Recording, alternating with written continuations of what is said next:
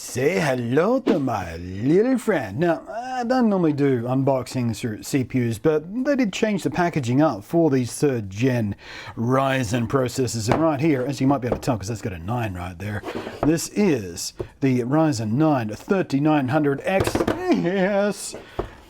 And I just want to show you how this unboxing experience goes. I mean, who cares? It's a CPU. Who cares how it unboxes? But some people dig this stuff, so I'm going to do it. So this is unchanged. This looks exactly the same, except, look, now you get a sticker with a 9 on it, because these are the 9s. Man, I've been waiting for this stuff. You have no idea. I mean, the Ryzen 3s and the 5s and the 7s were all pretty damn good. But, you know, both generations of those were impressive, but the stuff we're being promised by 3rd gen here, that's exciting. I mean, for a start, let's come down to brass tacks. Getting the IPC, instructions per clock, which means each one of these cores that are in here performs as good or perhaps better than Intel's. That's a Pavlovian reaction right there. That gets me drooling. That gets my nerd drool going. What am I talking about? Point is, the Ryzens have always been amazing value, fantastically good performers, but they have lagged behind in gaming versus Intel because of one main thing. A lot of games rely heavily on single core performance. So, instructions per clock, the per core performance of the Ryzens, lagging a little behind Intel. It's been holding them back when you do head-to-head comparisons. This promises to change that game. So, faster, cooler, more power-efficient chips are all talking to each other faster and at lower latency too. And there's a bunch of under-the-hood deep nerd stuff which has also been refined and upgraded, including what some nitwit at AMD insisted on calling Game Cache, an embarrassingly cringy bit of marketing branding for basically doubling the amount of level 3 cache. And dumb name aside, it is a good move to help keep these new beasts fed with data to crunch very efficiently. Now, I have been testing out the new Ryzen 9, the new highest-end Ryzen family member, at least for now. We'll come back to that. Named, obviously, to place it directly against Intel's i9 family, but while the 9900K flagship Intel chip has 8 cores and 16 threads, the 3900X Ryzen 9 has 12 cores and 24 threads. And that sits alongside AMD's claims that they've finally caught up with what has kept Intel out in front until now, possibly, especially for gamers. And that is, of course, Intel's per-core performance. So, with more cores, and each one of those cores supposedly as fast, or perhaps even faster than Intel's efforts, well, this could mark a literal and figurative game-changer era for AMD. And more importantly, for us end users. Because while Intel was the power choice, AMD was the bang-for-buck choice. But now, with Zen 2's increased performance levels while still undercutting Intel's price points, Team Blue might want to start worrying right about now. From an out-of-box hardware side, when it comes to the cooling, unlike Team Blue's terrible in-box coolers, seriously Intel, when are you gonna fix up your coolers? AMD have gotten this right since day one of Ryzen. This time with their Wraith cooler, whether you like the RGB or not, you can turn it off, of course you can if you don't, I happen to like it. But as far as I can see, nothing has changed here with last generation's Wraith cooler. It looks the same, it sounds the same, it feels the same, which is fine because the Wraith already has a great reputation. Quiet, efficient, and absolutely more than adequate for even overclocking. I'd not even bother recommending replacing it with an aftermarket air cooler unless you want to go big or you want to go liquid cooled and or go for a crazy aggressive overclock while still suppressing noise. For basically everybody else, this is going to serve perfectly fine. I pushed an all-core 4.4 GHz overclock, even bumped to a 1.5 voltage, and even under benchmark loads at these settings, I still never got bothered by a fan noise inside of a case, or reached any risk of thermal limits. Now, my scheduling didn't leave me much time to fiddle with overclocking, but AMD's newly upgraded Ryzen Master application does give you even more power to do so than ever before. And just as I mentioned, from a base clock of 3.8 GHz, I quickly plugged in and automatically tested an all-core overclock to 4.4 GHz without even blinking. More fiddling and fine-tuning here of each individual member of this 12-core setup will yield the best possible results, but the take-home really is, this works beautifully. The software even tells you which are the best cores to push the most, and you can tweak all of the cores individually. And when it comes to homing these new chips, there's new motherboards, of course. And if you're building a new system, you'll absolutely be wanting one of these new, sadly higher-priced motherboards to take full advantage of everything this new generation of Zen has to offer. But, true to AMD's promise for backwards compatibility and forwards compatibility, these chips still use the AM4 socket, which means older generation of motherboards can support it. It is not, however, guaranteed. Be advised, not all boards will see an updated BIOS update to bring them to compatibility with these new chips.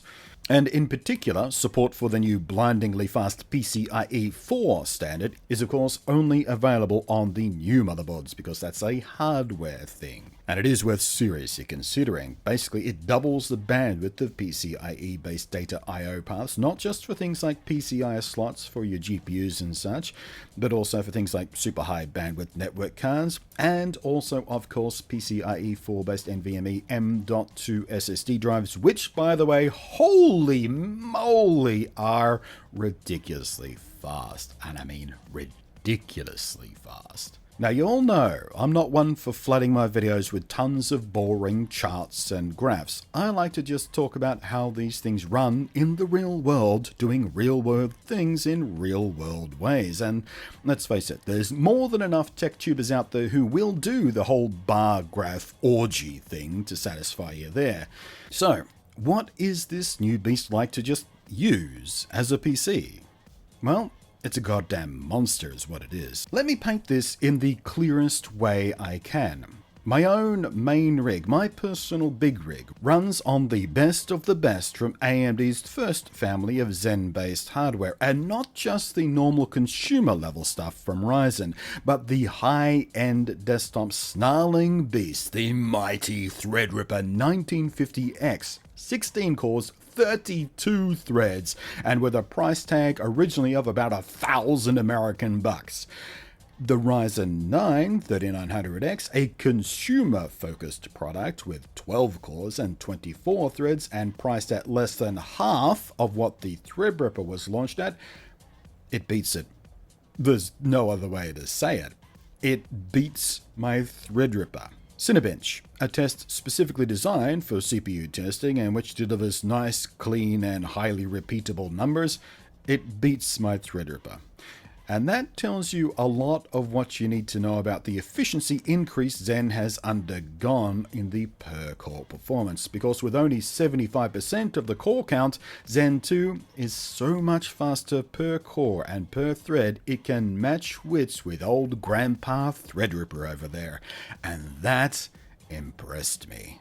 Next, some more real-world use case stuff, comparing crunching a 4K 60 FPS video file down to 1080p 30, a common task for preparing video files for uploading to YouTube, for example. And as you can see very clearly, it beats it again. The new architecture is so much better, it beats my Threadripper again at this task that I do every bloody day, basically. So, how about running a game at 1080p 60 frames per second and streaming it from the same rig? Let me put it this way. I didn't even bother with my usual set of tests, because in my first test, the aggressive test, running a 1080p 60 FPS windowed game running into OBS, which itself is set to 1080p 60 FPS encoding using fast rendering, it was met with no resistance at all. No rendering lag, no encoding lag, not even a single frame was dropped. Nothing but a perfect feed. And as you might be able to see from the system monitoring up there, it's not even scraping the walls yet. Usually, I would start with this test and then step down step by step, maybe to 1080p 30 or 720p 60, and mix and match that with very fast or fast encoding quality to find the sweet spot for performance meets encoding quality for this type of single machine stream rig test. But, having met with no issues with the primary test, I set about using the same heavier settings I had previously not touched on anything except my Threadripper rig. 1080p 60 game, 1080p 60 encode with the heavier, cleaner, medium preset in OBS. And before we go any further, just by the way, I've done testing medium versus slow. Slow is not worth it. It does not give you a visual increase. Unless you go frame by frame and pixel peeping, if you're looking for the best, medium is going to be the best for live streaming. But as you can see, and to my surprise, and joy by the way, this too was met with nothing but ice smooth results. The mix of high thread count and significantly improved per core performance is shown clear as day here in this very real world workload. A workload I use multiple times every single week in my own Twitch live streams. And I'm betting all the charts and bar graph orgies from some of my friends and peers out there will show you much the same story, in a much more boring way. Everything I tried with the Ryzen 9 3900X has only shown me one thing. The Ryzen architecture has come of age in a very aggressive post-puberty form. Here stands a fully grown entity. Not the upstart kid of the first-gen Ryzen, not the fiery young scrapper of this second-gen Ryzen, but a ripped and glistening Amazon warrior, fierce and glaring at the blue gods, smirking with gleeful pride and coiled into a fighting stance as it leaps towards them for furious battle. Now, I've always liked Ryzen from a power versus value standpoint, and that's why I recommend it more often than not. A great value for what you get. And I use it myself in both my main rig with the Threadripper, the big boy, and in my secondary rig with the Ryzen 5 2600, and in my VR rig with a 2700X.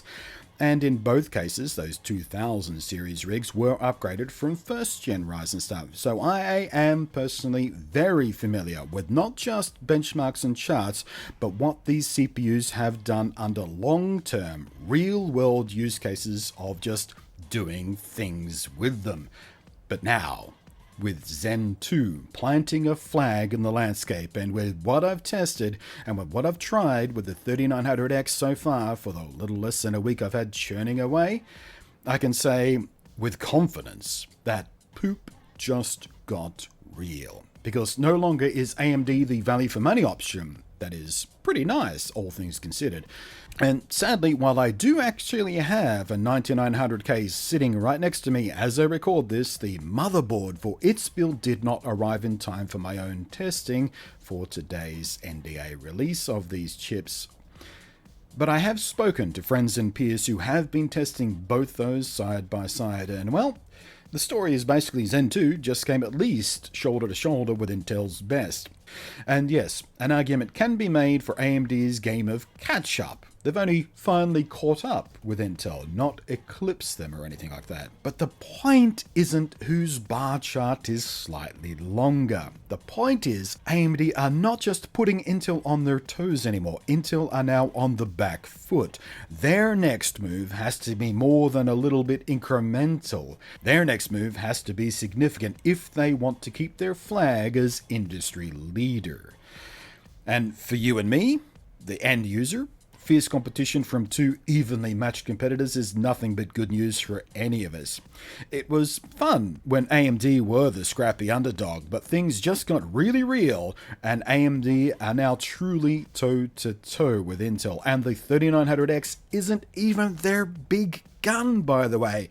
They've still got the 16-core, 32-thread 3950X looming on the horizon later this year. That, by the way, is the same core and thread count as my own 1950X Threadripper, but with what we've already seen is generational improvements that will just blow it out of the water. Whatever Intel does next, however the parry goes, we, the consumers, the users, the content creators, and the gamers, we are the ones with a guaranteed victory here. We can't lose. I was excited by what AMD achieved with Zen, and then again with Zen Plus, and now with Zen 2, the momentum they've built up is extremely exciting. This is the first time in what must be at least a decade where AMD will become a true prime choice, not just the value option. More to come on Zen 2, so stay tuned and make sure you're subbed, etc. And also, yes, of course, there will be a 5700 GPU video coming. Quite frankly, and spoiler alert, not quite as exciting as Ryzen 9 and Zen 2 are, but still pretty nifty. So stay tuned for that too. Thanks for watching though. Hope this has been interesting and or insightful or useful or something. Entertaining perhaps. I am Blunty, and I will catch you next time.